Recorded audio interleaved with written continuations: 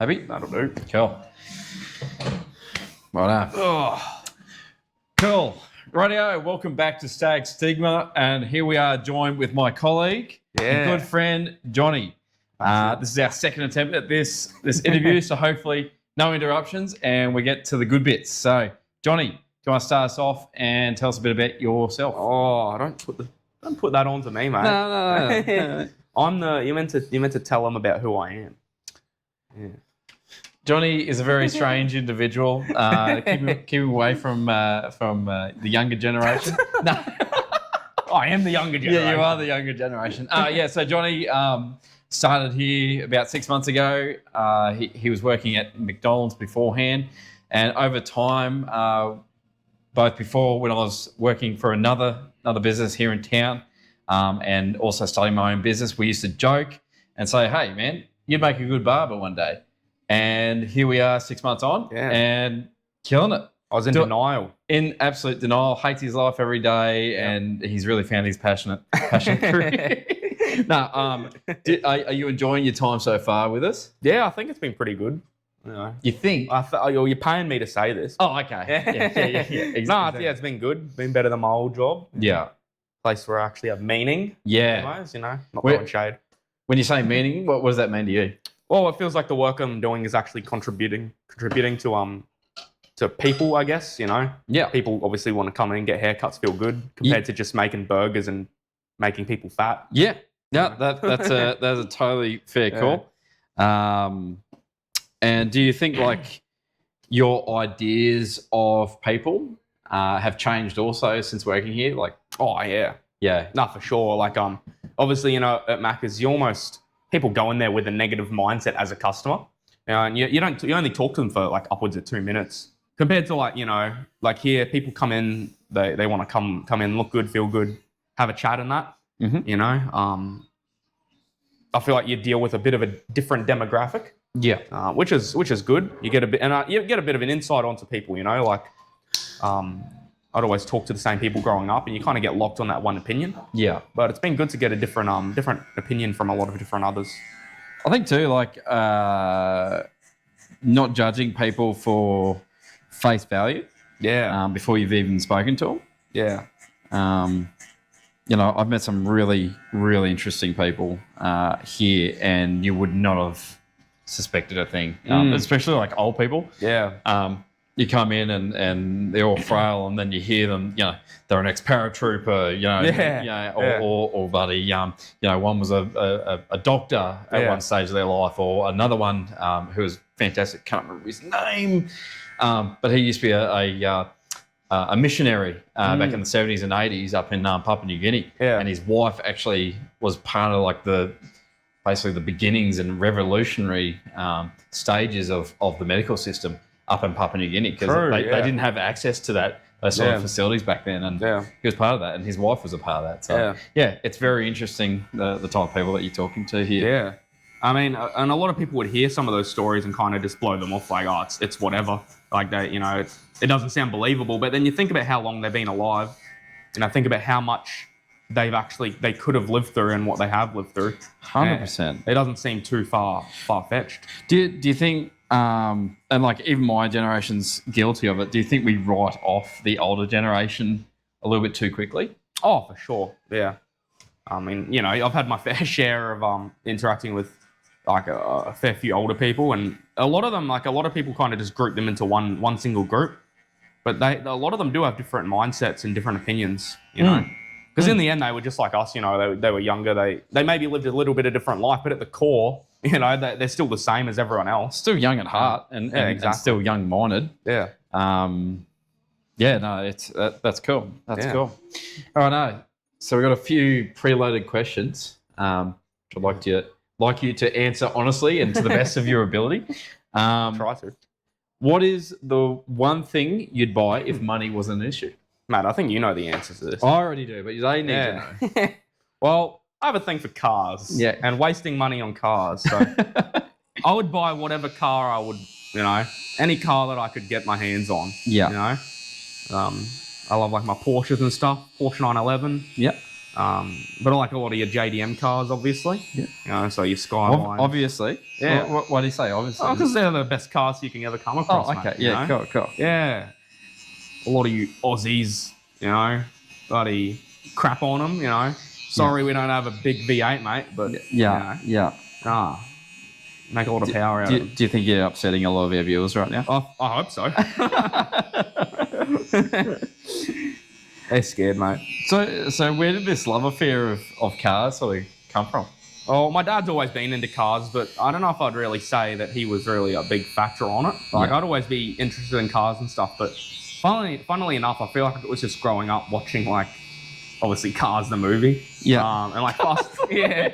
I think that's. I thought you guys say Fast and Furious. That was my next one, you know. That was my next one, you know. Start young and then move on to Fast and Furious. Yeah. Fast and Furious Tokyo Drift, that one for sure. Yeah. And then kind of like, I don't know, some of my mates too, also we kind of get into cars a bit into high school. It kind of grew from there. Yeah, cool. Yeah. All right. Okay. Favorite weekend activity? Don't say cars. Don't say cars. Beat that. Jesus. That's a good question, hey? Taking photos of cars. Yeah. I do a bit of photography on the side. There we go. Here's a plug. Yeah. John's Lens. Make sure to check me out on Instagram. Yeah. Yeah. So I like doing a bit of car photography. There's not much in Kingaroy, which makes it a bit harder. But if I'm not taking photos, then I'm editing photos. If I'm not editing photos, then I don't know what I'm doing really. Yeah. Why did you start taking photos of cars? I don't know. I remember being in high school. I seen like a lot of like cool photos of cars online, and I don't know. I thought I really want to get into that, and I bought my first DSLR camera, and I knew nothing about it. Hey, I was just taking photos. Buddy, I could not get around all the settings and all that crap. You know, like there's so many different settings to worry about, and I did it for like less than a year, and I put the camera away, and then when was it? Like coming to the end of 2024, yeah. I was like, I think I'll get into it again, but I'll make content out of it, like video content. And yeah, I started that. It wasn't until the start of 2025, and yeah, I've been doing it for just over a year now, getting back into it and properly learning everything. And it's a really good hobby to have, and if you can incorporate it into something that you genuinely care about, it becomes a bit of a passion for you. Yeah, so that's sure. really cool. Yeah. I'm trying to balance it between, if not making myself miserable with it, like, not overdoing myself, because then it'll feel like it's a job and then you'll fall out of love with it. Yeah. And I don't want that. I was feeling that like maybe about a month or so ago. So when I did my next car show in Brisbane, instead of recording any of the content, I just took photos. Yeah. So I removed that whole aspect of editing videos, because that adds an whole other layer to your content or to your hobby. And so I removed that aspect of it and just took photos for the fun of it. And yeah, I still found it a bit fun. A bit more reinvigorating. Yeah. Get that drive back a little bit. Yeah. Rather than worrying about, did I get this on video or should I do this in the video? I'm like, just take photos and have fun. Do you think there's a high level of expectations that you need to have, like everything that you put out there perfect? Yeah, there's that, like, I think going into it, you have those, set expectations just based off other people, like, they're doing so good, I want to be like them. But the two things is you got to realize that you're just starting out, and you got to realize that other people have been doing it for years. It's going to take you a long time to get up to there, just like barbering. Yeah. But also another thing from a guy that I watch, he says, it's, at least with the content, you pump out quantity, which it might sound backwards, not focusing too much on quality, but the more quantity you pump out, eventually you're going to grasp the concept of quality editing techniques and all that. Yeah. And so the quality will come with that, and I think it's evident, like over the last year, I've definitely found ways to make my workflow a bit more efficient and all that. And hopefully I think that my quality of my photos have gone up in the last year or so. Absolutely. I think anything done repetitively over an extended amount of time gives you the ability to get better. Yeah, exactly. Obviously, if you can try and fix those shortfalls and those little, like what we call 1%ers. Yeah. You're naturally going to get better if you keep showing up for that. Yeah, exactly. That thing that you enjoy or what you're doing. Yeah. You know, I think you're gonna learn a lot more from putting out 50 bad videos than just putting in 10 good videos, because those 10 good videos, like, you're not going to learn much from it. You're going to be so focused on each one. Yeah. You know? Well, like, eventually it'll come along, and eventually after you'll get to 50 good videos, you know? Well, like, even, I was having this thought before coming here today, each video that we're putting out with StagStigma, like, it's getting slowly bigger, getting better and bigger. Yeah. It's getting better each time we do it. And we're just sort of refining what we're doing, and the same goes for you with your art, your photography. No, that's exactly it. Yeah, like, the next best time to start is now, and you just start it. It's not going to be perfect, but you'll get better as it goes on, hey? But at least you're doing it. Yeah, exactly. You're going to be way ahead someone who's bloody stuck reading these pages online, learning how to do it. You're going to learn a lot better just doing it in practice. Yeah. You sort of just go, you got to have that fuck it mentality of like, I'm just going to give it a go and see where this leads to. Yeah, nah, for sure. Do you think a lot of people are held back by that fear of putting themselves out there? Oh, 100%. I mean, growing up through high school and stuff, it was already hard enough, buddy, talking to people that weren't in my friend group. And so I imagine other people are feeling that same way. Yeah. I don't know what changed though, but yeah, I kind of just get a switch of like, who cares what other people are bloody thinking, Realistically, not many people are judging you. They're kind of all focused on their own thing. So if you just, I don't know, it's hard. You just have to remove that aspect of thinking about what other people are watching, and just be happy with what you're putting out there. What do you, like, in your opinion, why do you think high school or school can become so cliquey? It's a hard one, hey? Yeah. Like, I don't know how it happens, like, I'm thinking about friend groups and stuff, and yeah, they kind of become their own, you got the popular group, the deadbeats, the nerds, it's weird how it kind of comes along like that. I don't know. People kind of get their own friends and stuff, and then they become so, like, they become a bit insecure about how they feel, so they're going to be surrounded by people that also feel the same way. So people that, a bit more on the nerdy side, they're going to hang around each other, because they're the ones, they remind themselves of them, the popular, or usually they're typically more confident, because they're more outgoing. Yeah. They're going to hang around each other, But it's weird how it's always been like that. This is the way I see it too. Like just because you're more popular, does that mean that you're more confident?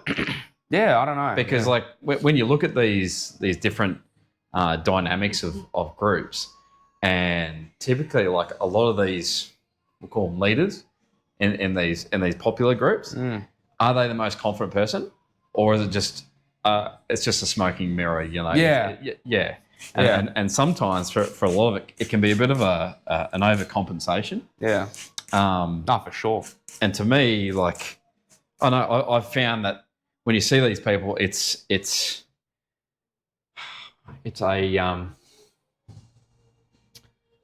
like a shortfall of theirs. Yeah.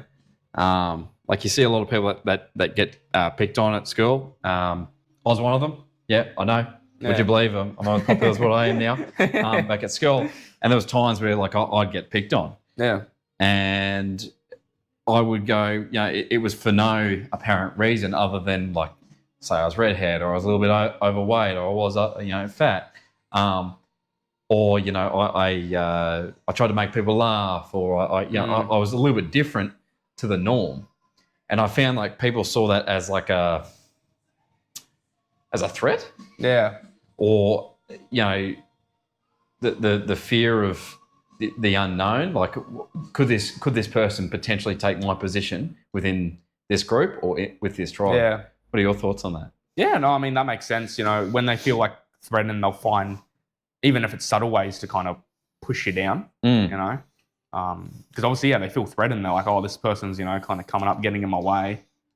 Whether, you know, you're not even trying to do anything, you're just living your life, you know? No, so I could see that being a thing.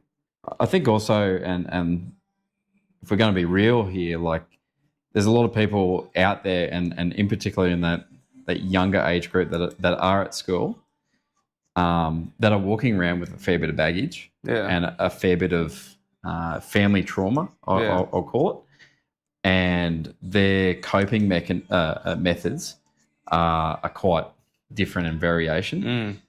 You know, a lot of the time when we come across a person that's typically very similar to like a bully, okay, it's through shortfalls of how they've been brought up at home. They're like projecting. Yeah. So it's almost like it's gone from being like a power trip to almost sad.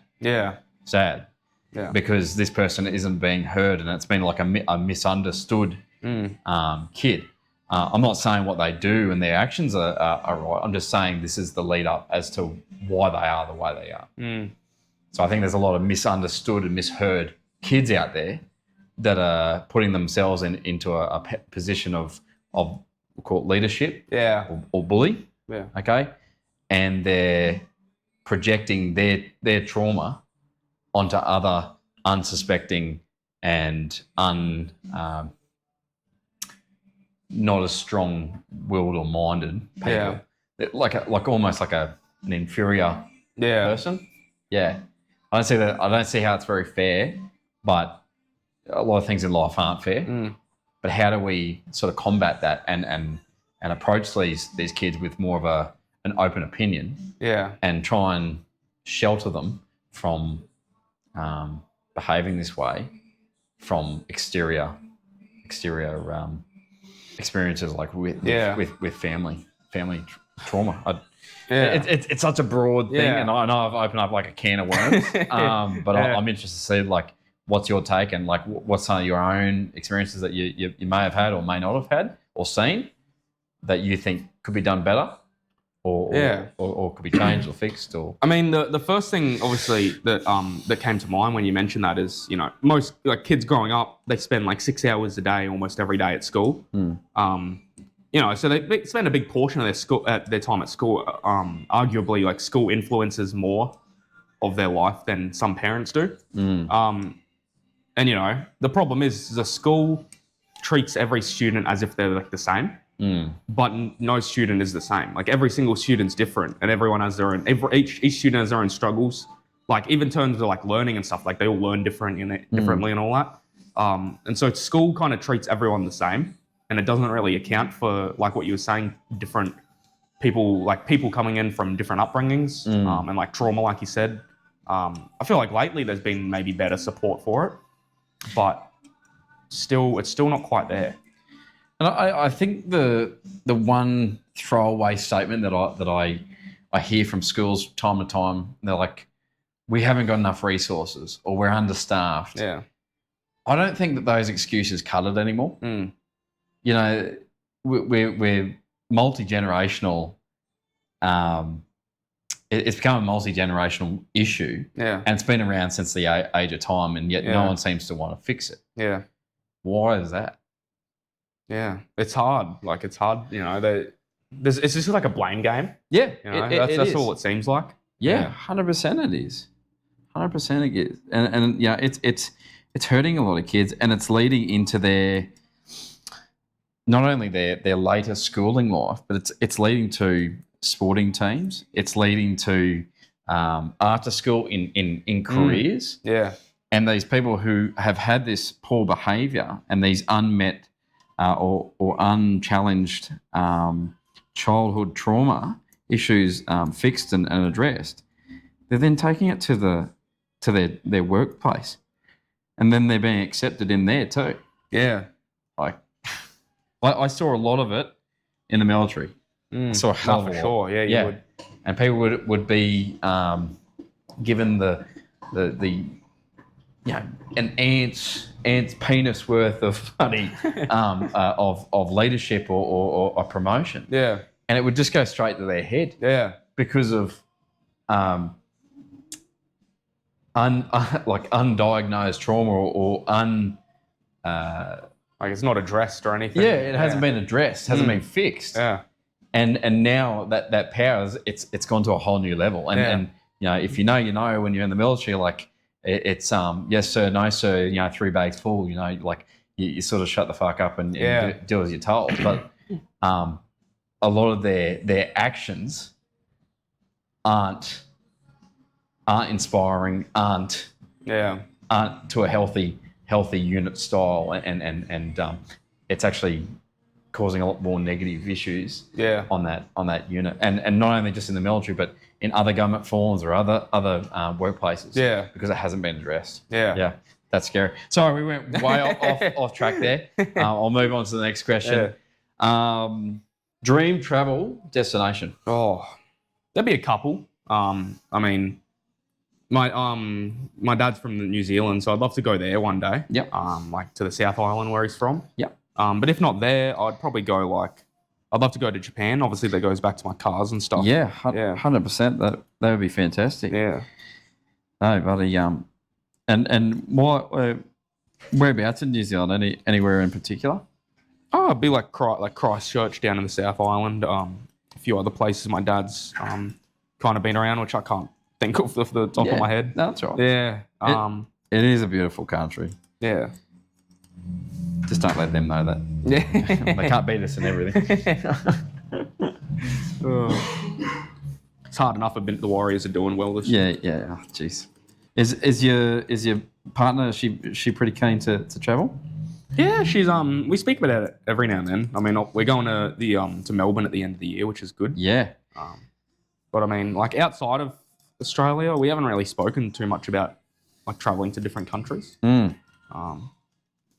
I know that costs a lot of money, hey. 100% it does, yeah. Yeah. But it's the wealth of knowledge and experience that you get from it. I see it as an investment travel. Yeah. I'd love to get around to it, like probably a bit further like into my life. You know, like after I sort out like, you know, a few other things and stuff. Yeah, become a bit more stable. What's important to you right now? Probably just saving, honestly. Yeah.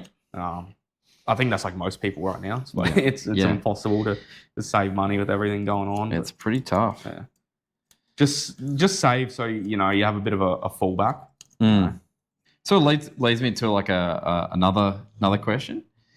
You know, a lot of stuff's happening at the moment, economically and geopolitically.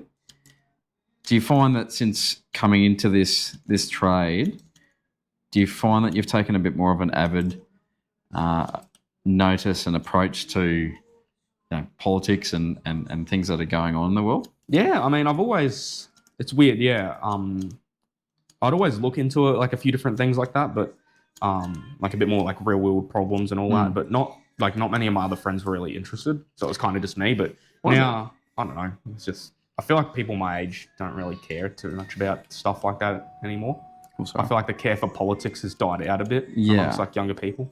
I don't know if it's just us giving up or something. I don't know what's changed, but or maybe it's just my friend group. Yeah. But no, I think being here now, you talk to so many different people with so many different strong opinions. Yeah. Both like extreme, not extreme, you know. So it kind of gets you like thinking about a few different things, I reckon. Well, it's good having the ability to see like how both sides act and react and seeing what other people's opinions are and what you know what their theories are and you know, can that help or hinder our way we live. Sure. Yeah. That's cool. All right. What's your unpopular opinion? If there was no camera here and we were just sitting by ourselves having a coffee or a beer, what is your unpopular opinion? That's a good question, eh? I might take a bit of thinking. Yeah, that's I might have to jog my brain a bit. What do you think? What's your unpopular opinion? No. I've already been interviewed, mate. Yeah, but that wasn't even in the bloody interview. How about we'll move on to the next one. Yeah. What's your favourite thing about getting a haircut? Just relaxing and doing nothing. Honestly. No, you know, most people... What about giving it? Relaxing and doing nothing. I know. Well, obviously everyone's like, oh, the chats and stuff, but just like sitting in the chair and like, you don't really, not really worried about anything, just sitting down. It's good. It's almost like a form of escapism. Yeah. I feel like yesterday you mentioned to me like, oh, what's my form of doing nothing? I like me getting a haircut. It's my form of doing nothing. Yeah.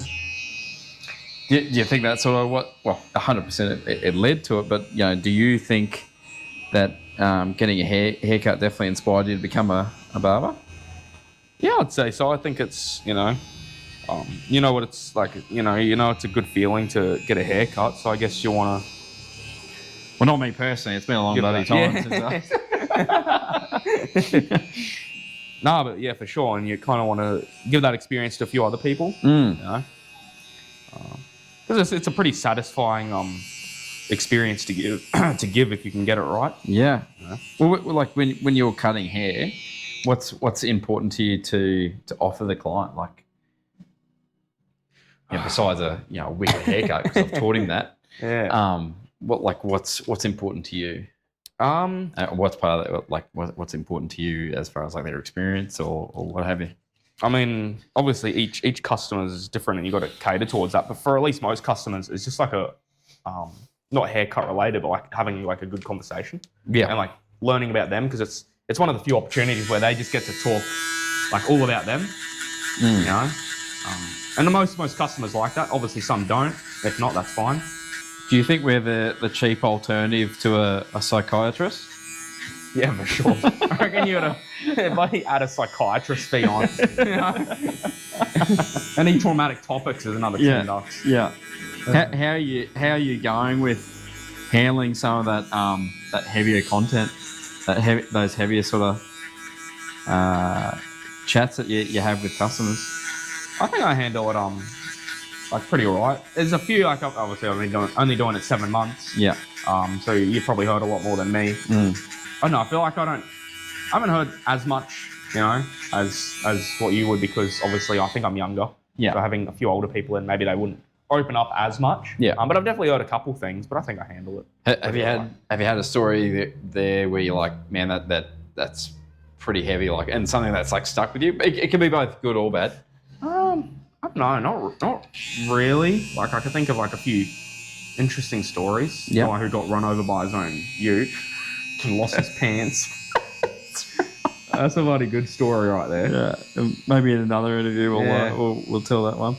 Yeah. Anything else that sort of maybe even impacted you? No, I mean generally like a few different people have probably like maybe altered my opinion or opened my eyes to another opinion. Yeah. Anyone that you can share with us? It's hard, eh? You talk to so many people that you learn so much, but at the same time you forget like everything. Yeah. And you tell me the first person I cut this morning, I've honestly forgotten. Yeah. Yeah, I don't know. I think it's just like for me mainly, it's the stories where I'm like, that's insane. Like I can't believe that happened type of thing. Like last week I had a guy, his ute got stolen. I don't know if you remember. Oh that. Yeah. Ute got stolen and they recovered it a year later. It was over a year, he said. And he got his insurance money, so he ended up buying his car back. Yeah.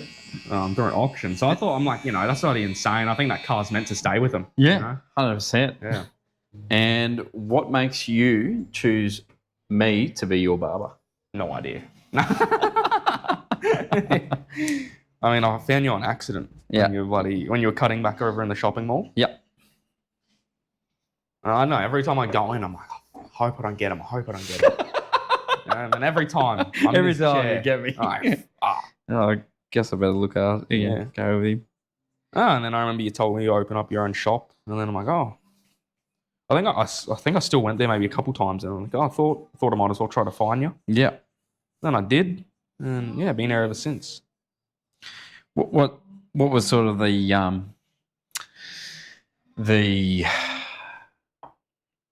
what was the thing that sort of pushed you off the edge to come over and join me and try your hand at barbering? That's a good question. I don't know. I think I just had enough of over there, right? Like you just kind of do the same thing all the time at Macca's, deal with the same stuff, same customers,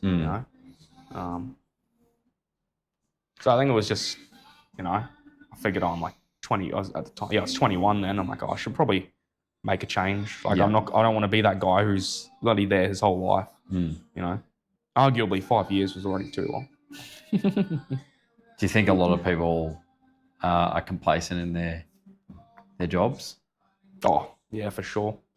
Oh, funnily enough, it's weird. I feel like amongst younger people, it's a weird mix of like younger people just love bouncing between jobs because they can't find something that fits for them, but also at the same time stop being so picky. Like there's some things that you just can't get in a workplace. I think that a lot of the young people have been sold this fallacy that you've really got to love and be passionate about what you do, but there's going to be days, and that they need to realize like there's going to be days like I don't love every day that I barber, but it's relatively a pretty good job. I get to chat with people day in day out, and obviously I make money, but I certainly don't love it on every given day. And I think that's what a lot of young kids have forgotten is that you don't always have to love what you do. You can certainly work towards something a bit better. Yeah.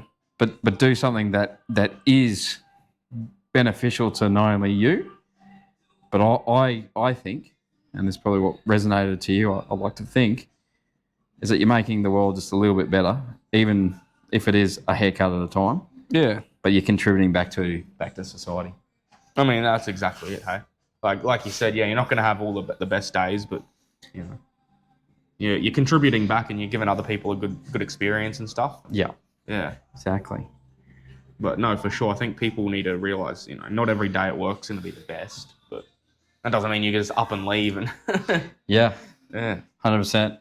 Well, thank you, Johnny, for coming on to the show today. Yeah. And obviously you're going to send me straight back. Yeah, I'm going to send you straight to work right now. Chair. But no, thanks for opening up and telling us a bit about yourself. Yeah. And awesome. Thank you, man. Yeah. Awesome.